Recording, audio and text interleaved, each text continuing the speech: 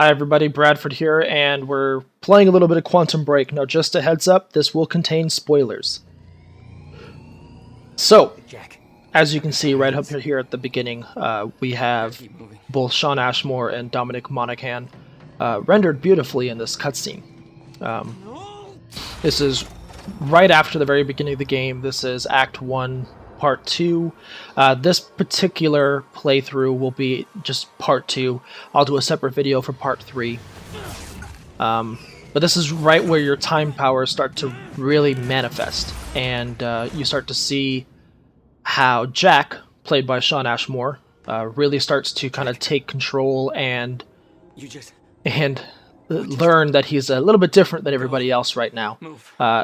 As to how that happens, you'll have to play the game April 5th to find out. So, a little bit of just some information about the game so far. Quantum Break was the first game that was kind of announced when they revealed the original idea for the Xbox One back in May 2013, and it was delayed from 2015 to 2016 to give the developer a little bit more time with the game. And as we found out, it probably was helping to facilitate the Windows 10 version. Now, this is captured from the Xbox One. Nobody has Windows 10 code as of yet. As far as I know I will be getting Windows 10 code from Microsoft and Remedy once it's available, and I'll be able to do a comparison between the two. Expect my review on the Inquisitor to be, kind of more so comparing the performance and stuff like that between the Xbox One and the PC. You can especially be sure that the Windows 10 Store app version of the PC will be heavily scrutinized by people around the industry, because this is one of the very first high-profile games, aside from Gears of War, which was an abject mess, to release only on the Windows 10 Store. So expect that level of scrutiny to be placed upon this game. That being said, I have enjoyed what I've been playing on the Xbox One so far. I mean, it definitely is stable for the most part. You'll notice in some scenes here that I struggle a little bit shooting, and it's not just because I'm really bad with shooters with a controller. I'm not. I'm actually pretty decent.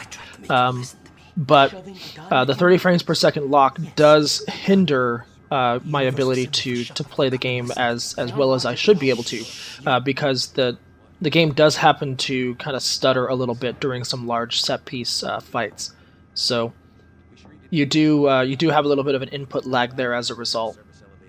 Now, what's going on in this scene is they're trying to escape this university. These government guys named Monarch. Not quite sure exactly who they are just yet, but you just know that they're after you, and Will. So you're trying to get out of there.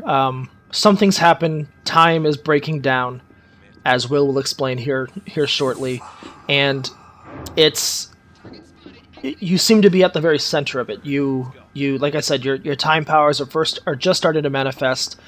You realize that Jack Joyce has held a gun before, and he's not too unfamiliar with the sensation of having to shoot one and protect himself or other people, which I thought was a little interesting, because he was never kind of pegged as this Rambo or this arms specialist character during all of the pre-release footage and conversations about this game.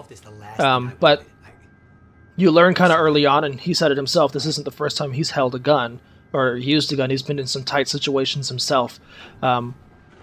So it does kind of help lend credence to the fact that he's obviously shooting and he's not bad at it.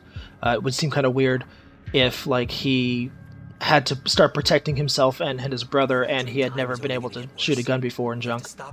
So now you're going to see a lot of references to the Fracture, which is basically the time breaking.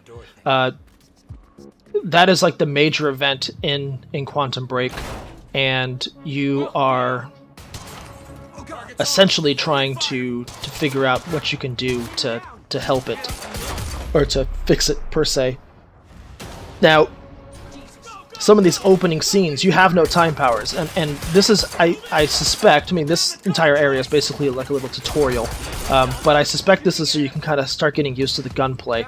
Now, gameplay-wise, this feels very much like a straight cover-based third-person shooter. The only difference is you don't stick to cover.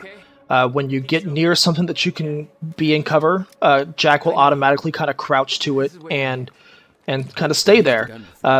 The thing is, and got a little bit of a physics thing going on here, the thing about it is it's both a good thing and a bad thing that you don't stick to cover. Yeah, I was having fun with the ragdoll effects. I apologize about that. But I think it's kind of fun when we see things just kind of floating around and jiggling for no apparent reason. Video games, guys. Video games. Not good. So yeah, like I was saying, it's both a good and a bad thing that you don't kind of stick to cover. It's a good thing because I don't feel limited in how I can move. Come on. With games where you kind of have to stick to the wall and stuff like The Division or Gears of War, I feel somewhat inhibited by that very fact. Now, the cover in those games feels more solid. I don't normally have bullets hitting home when I'm in cover in both of those games, and that is the drawback to this game. I never feel as though Jack is fully protected when he's in cover. Bullets are still able to find home when they're being shot by enemies and junk.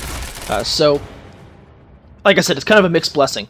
As you progress throughout this level and you start to unlock some time skills, you'll notice that you don't really have to, and you shouldn't, rely on the cover mechanics wholly. I mean, the enemies in this game are actually very smart. They definitely try. I mean, you just saw it right there in that scene. They definitely try to get you out of cover and flank you and make you move. You cannot stay stationary in this game. You cannot stay stationary for too long in this game, I should say. You do kind of want to get behind cover and not get shot up and junk, but you don't want to stay there because you will find yourself surrounded relatively quickly, as we'll see a little bit later on in this little video here. Now, as far as the game's presentation, you will notice that the game is very soft. It's got a very soft presentation. It's using a lot of cinematic filters such as film grain and stuff like that. I wrote a story on the Inquisitor a few days ago. It was basically my early impressions as a stutter happens for the very first time. This is your first experience with time freezing, but you still actually being, able to move.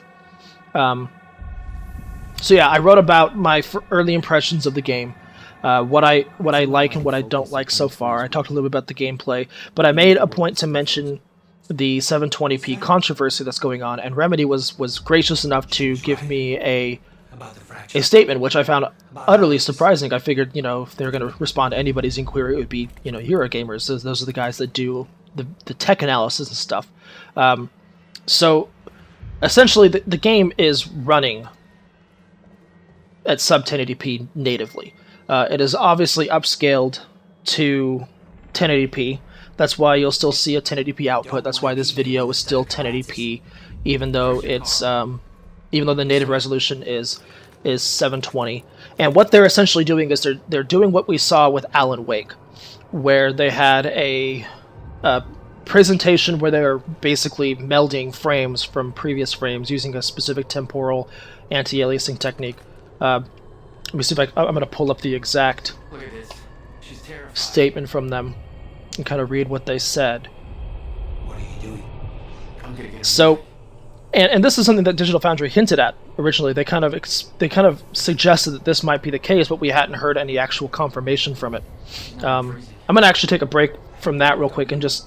I love the fact that all of the character models in this game, the prominent character models, you're going to see them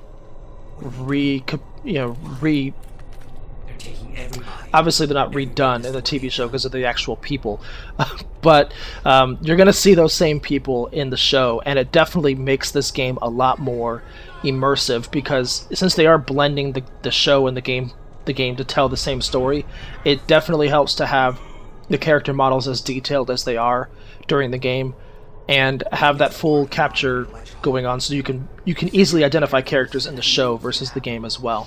It's not like where they had someone just try to digitally recreate the character in the game using nothing but pictures. They went and did a full scan of the characters and did the full motion capture and everything like that, and it gives the show and the game a lot more life.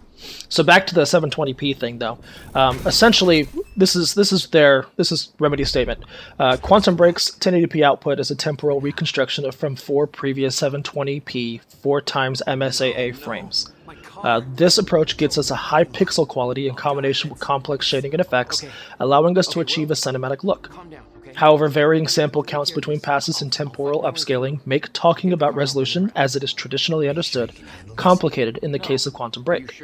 Since the start of Quantum Break's development, the most important thing for Remedy and Microsoft has been delivering a compelling gaming experience, with superior artistic quality.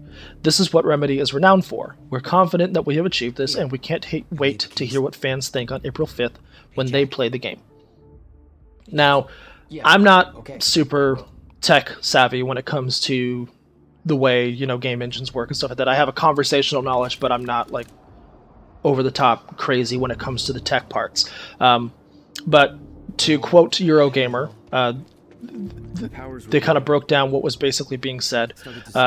Quote, in effect, we are seeing the technique used in Alan Wake on Xbox 360 as an initial basis, a sub-native resolution paired with excellent 4x MSAA. But crucially, on top of that, visual information from 4 previous frames is integrated into the current one to increase perceived resolution, explaining how standard pixel counting on static scenes produces a higher result. So, the game is going to those who maybe don't put a ton of stock in pixel counting or resolution, and here you can see my horrible shooting, which is not necessarily the fact that I'm awful, but this particular instance I was experiencing a lot of lag between my inputs and junk. But if you're someone who doesn't exactly know what to look for when it comes to resolution or pixel counting, this isn't going to look like your standard 720p game because of the way that they are, blending the previous frames to give a perceived higher pixel count. But if you're someone who is incredibly sensitive to these types of things, the game is going to look sub 1080p. It really just depends on your importance when it comes to pixel count versus other factors of the game. Pixel count's not everything, but it's obviously very important because the more pixels you get, the clearer the image will be, the sharper the image will be, the more detailed the image will be. Less pixels obviously means a blurrier, less refined looking image, and a lot of the softness of the image can be attributed to the lower pixel count. That being said, I mean, I've not once felt constrained by the fact that the resolution was low. I'd love it to be full 1080p, but my biggest issue has been the actual input lag that I experience in large outdoor scenes like this one. Now you can see the enemies are trying to flank me. I am sucking right now. I also just got my time stop skill, which is really cool and is never not satisfying to be able to just pop a bubble of sustained time around somebody, throw some bullets in it, and just watch it burn. Or, if you have some enemies nearby an explosive container, pop that bubble around the container, shoot it up, let the enemies come near, and once the bubble collapses, the container explodes and kills everybody. Horribly satisfying. I love it. Really one of the... And the time skills are really the draw of this game. The gameplay draw of this is not really the shooter aspect. It's how you combine all the time skills that you obtain with the ability to obviously shoot a gun. So yeah, we're approaching the end of this particular part. I will have another Quantum Break video up shortly of part 3, Act 1, Part 3, excuse me. I'm going to try not to have a ton of spoilers because I know people really want to experience this game themselves. This is the first time you meet this lady here, Beth Wilder. She's great. And you can definitely see a difference in the quality when it comes to the cutscenes versus the actual gameplay, the character models are much more detailed here, so I'd be interested to learn exactly what's going on from a technical side as well in this particular instance. Thanks for watching, guys. If you want to see more, let me know. Like, subscribe. Let me know how bad this video sucked. I really appreciate it. And until next time, thank you so much. That's the first time you saw Beth Wilder. Yeah, but definitely not the first time she saw me.